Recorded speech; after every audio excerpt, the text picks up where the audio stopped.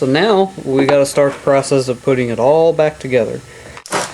First seal is way down in a corner on the bottom of this turbine input. It's coming out right here. So we got this seal out.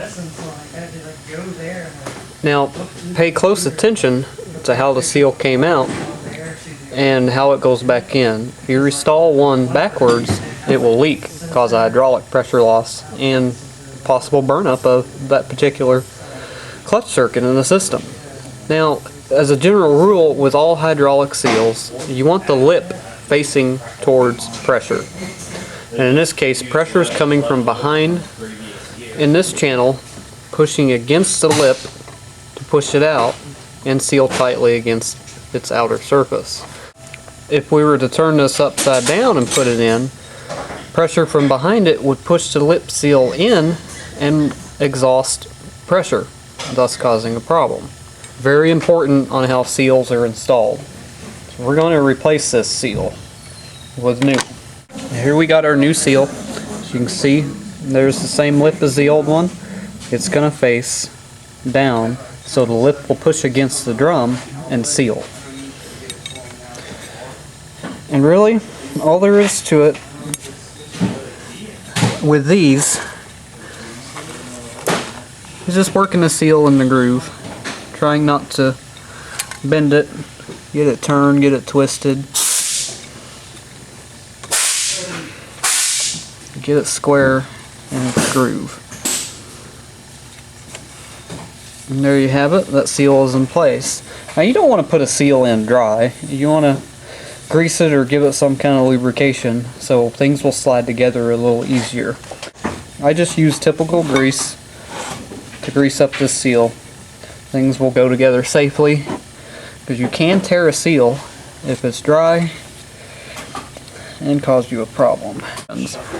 Here we got another seal, and it is just an O-ring with a painted mark on it. Pretty typical O-ring. Some are made of different materials for different temperatures. Some are more pliable than others.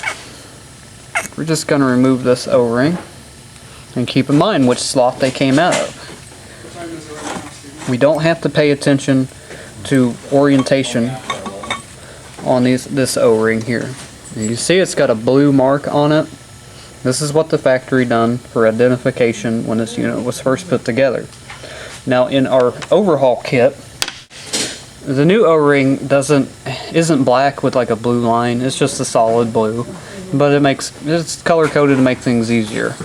It's just going to install in reverse order. You can roll them down into their groove, being careful not to cut it.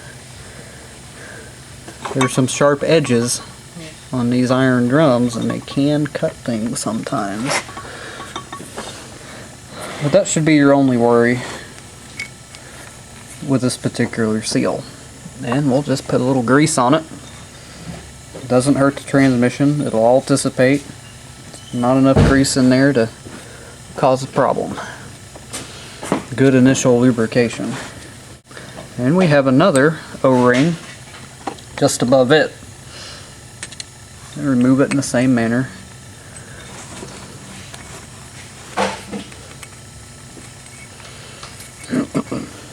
This is just a black O-ring. Now in our kit, this is a little different than the blue O-ring. We got a black one that came out of here. The kit manufacturer has substituted just a red O-ring, probably a different material for better heat carrying qualities. It's going to go in that one's place. And we'll just roll it down. Now you notice there's two grooves here. This O-ring we replaced came out of the bottom groove. This groove here is left open, it's not used. You don't want to get them mixed up. Now this came from our ship kit that we're going to be doing some updates to this transmission throughout the build.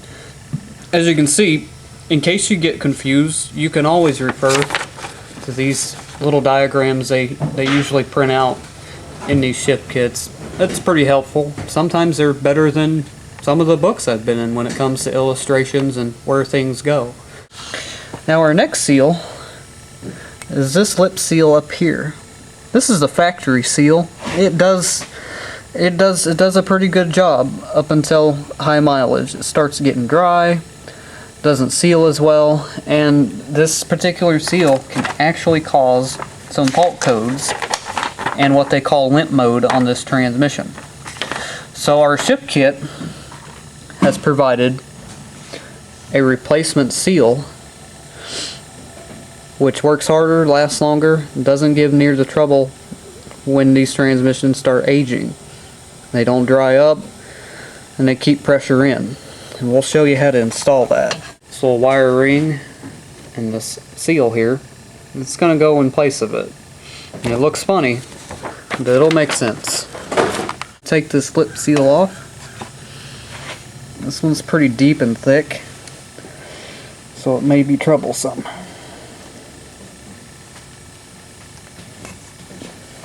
Just roll it out. As you can see, that's another lip seal, but this one's an opposite affecting lip seal than the one we showed you at the bottom of the drum. The outer lip in this case is the lip that will press against its cylinder it will be going in to hold pressure. So there's many different types of lip seals here. So we're going to install our shift kit manufacturer's updated part. It's this wire ring that they call a seal expander. It's gonna go down in there. Maybe a little tricky to roll on there, but it'll go.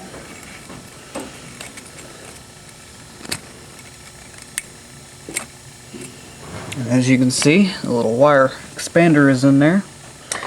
Now we're gonna take this scarf cut ring, and we've seen some scarf cut seals earlier. You see how that's cut at an angle? That's what they call scarf cut. The ends of the seal, whenever it's in its bore, will butt together real tight and keep a seal. And all you do with these, kind of expand them a little bit, don't go too hard on them. It's going to go over that wire expander, and see how flexible that is and how it's springy? It's really going to push against that seal, especially when hot and it gets oil behind it, and make it real tight, which will solve this particular problem from the manufacturer's original seal. It may make it a little tough to get into its bore because it does expand so much.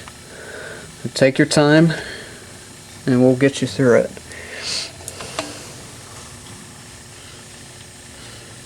It doesn't hurt to grease a lot. It makes things slippery and it go on smooth. And there you have this section of this part of the input drum. Now we're going to reseal this little shaft here that we pressed out of this drum. These are these scarf cut rings, as you've seen a little bit ago.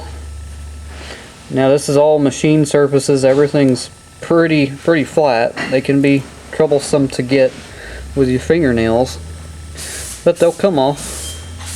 And as you can see, one of those cut seals. They butt together and make a seal. We'll get all three of those off and put new ones on. These look a little wore. They've been rubbing against their surface a long time.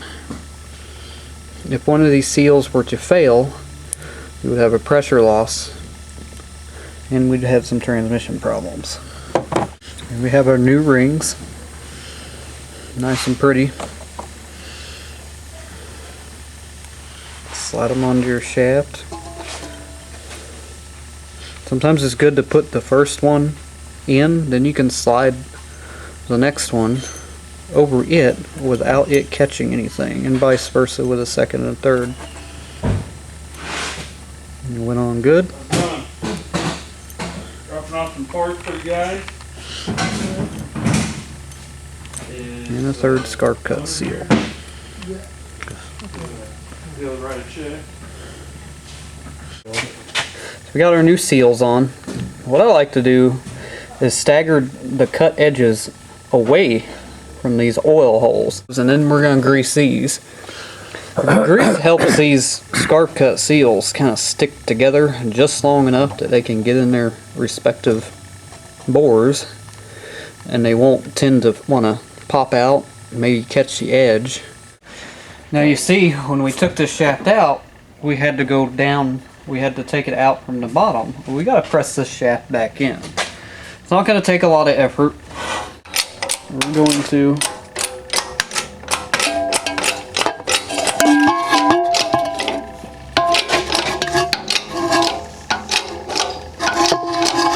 grab it down in there until it's seated, and it is seated. Doesn't have to move much. So we're back from the press again, and we pressed our input shaft back into this drum. So now that it's in there, we have to put our little circle clip that we took out. We're going to put our clip back in. There's many different ways you can do it. Maybe fussy.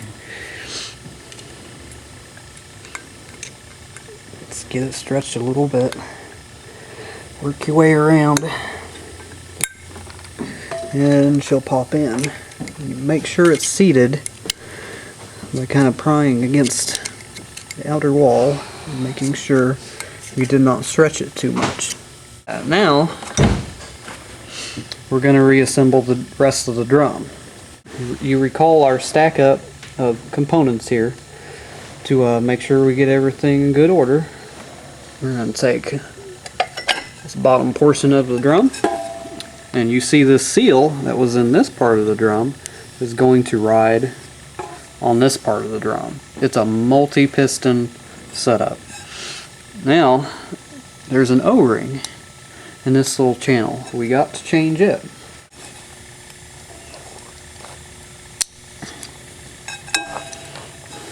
Local black O-ring, right back in its place. Just work it in. And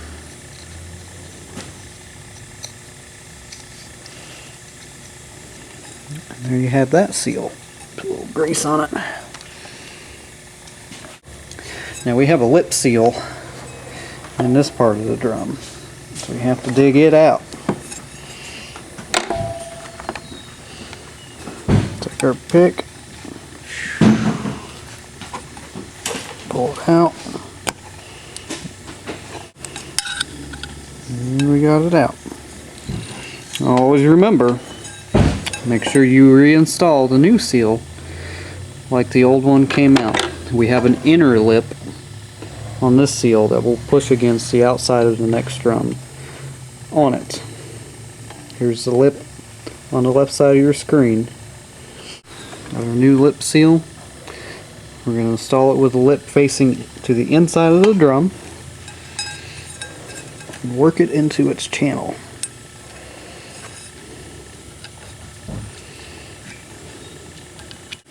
They will fit in there. And we have our seal.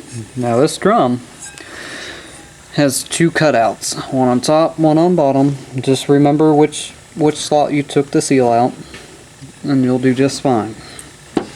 We'll grease it.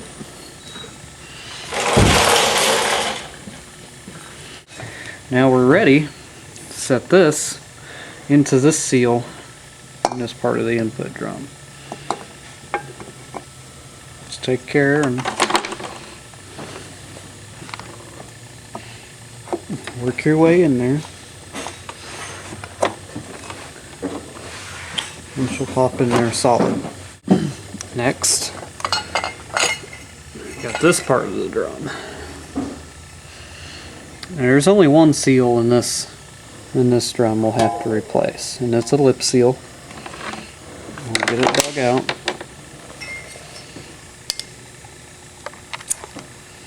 Look good. And it's just like the last drum, where the lip of it faced to the inside of the drum. And we'll install our new seal in its groove.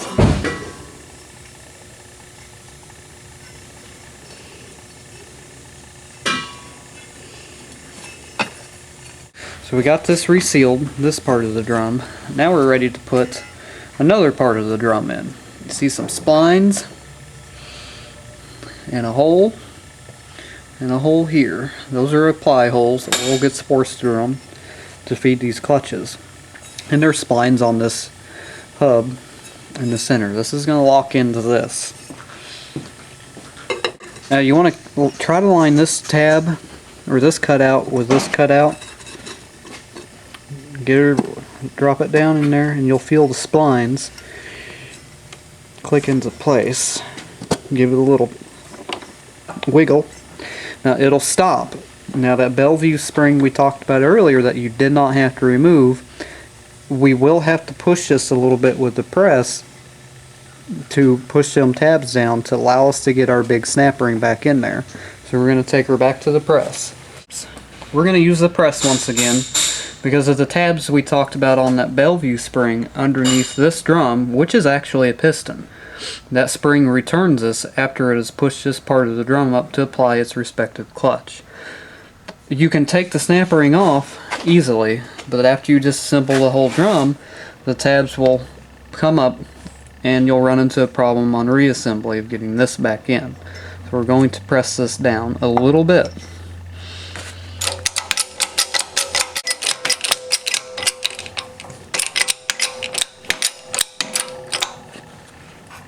Before I get too crazy.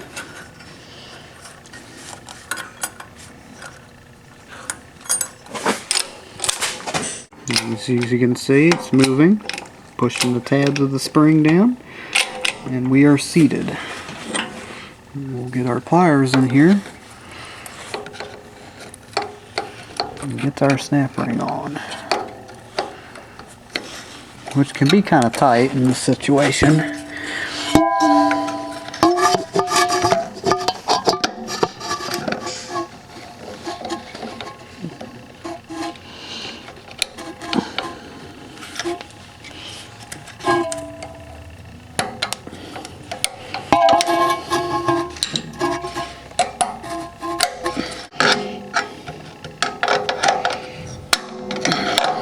We've got our snap ring in.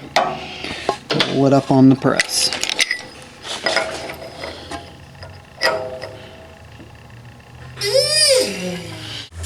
Now that we have our snap ring in, back from the press, we got that taken care of. We're now ready to put the underdrive piston in its bore. It's that stamped steel piston you've seen, which also in itself acts as a piston. Now you see that little hole there? This is a bleed hole. Always want to make sure they're free of any debris. They're really tiny. They can get plugged up easy and cause a heck of a lot of problems for being so small. And we're free and clear, so we can put the underdrive piston back in its bore. Now, this updated seal that we installed earlier is what's going to ride in this bore. They tend to get a little wear in this area as they get aged and will cause some problems. And this fixes this problem. And we got our seal in good shape. Put a little bit of grease on the piston part.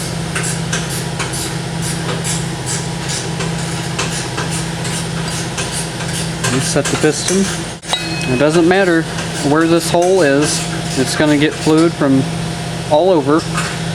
And this tab, you just line it up with any one of these cutouts. Now that seal is a little different than the lip seal, so we have to be careful on how this goes on. And it popped on. So we'll get it set down in its bore, and it is fully seated. And now we're ready to reinstall our big spring that we pulled earlier and our bonded rubber piston. We'll put a little grease on it,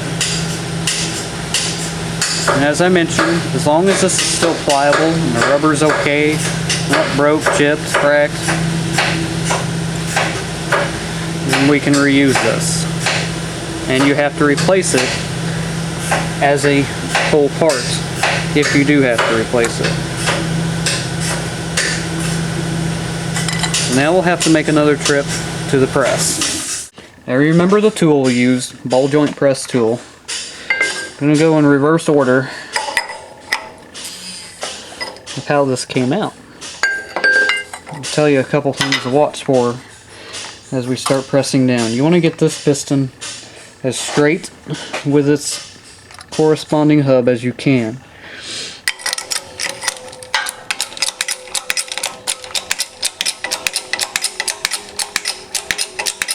There's quite a bit of travel before it gets to the bottom.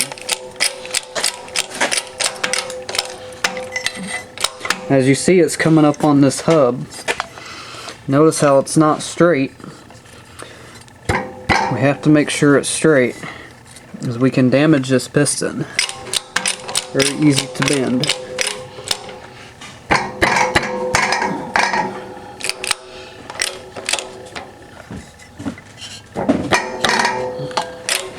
Also, while you're watching that, the rubber lip seal of the piston itself going into its bore, while you're pressing down, you want it to be straight too.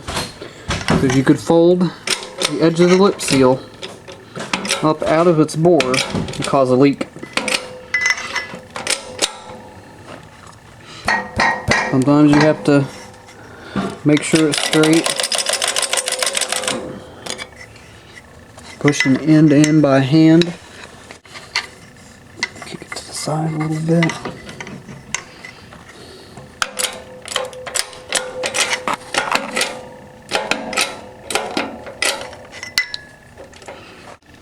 As you see, this cutaway is pretty helpful. Snap ring is seated. We'll let up on the piston. Now we've got our input drum pretty much back together in its mechanical form. Now it's time to start putting new clutches and seals in it.